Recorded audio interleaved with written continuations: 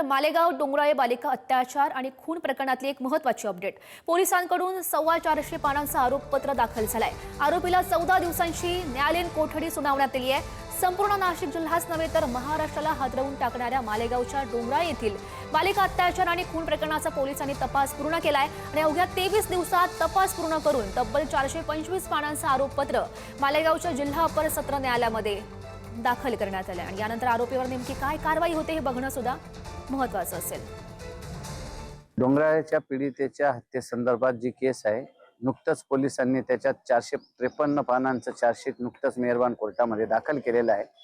पीडितेकडनं म्हणजे original complainant इन्फॉर्मंटकडनं मी स्वतः वकीलपत्र त्यावेळेस दाखल केलेलं होतं, परंतु महाराष्ट्र शासनाने स्पेशल गॅझेट करून ॲडव्होकेट उज्ज्वल निकम यांची या प्रकरणामध्ये नियुक्ती केलेली आहे।